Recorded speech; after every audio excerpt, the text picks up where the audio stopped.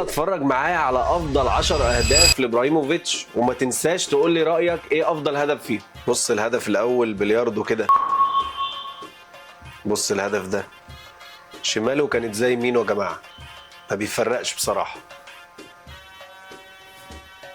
يا ابن الحريفه، فاكر انا الهدف ده بالكعب، كان في ايطاليا، عالمي بصراحه. بص بص بص الكرباك، يا نهار ابيض، لمح الحارس متقدم حطها على طول. تقريبا ده كان بعد انتقاله على طول للدوري الامريكي، يعني اعتقد ده كان اول هدف ليه. يا جدعان اسطوره طبعا. يا ولد يا ولد، ايه الهدف ده؟ حريف بامانه، بجد حريف. اوه فرنسا على الطاير يا جدعان، ما بيرحمش.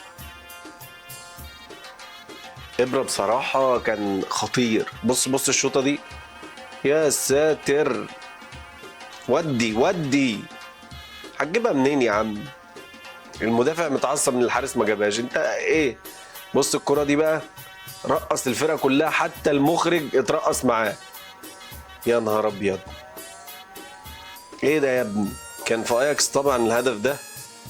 بص بقى الباك وورد ده، يا سلام. لو وصلت لحد هنا صديقي ما تنساش تعمل لنا فولو وتصلي على النبي.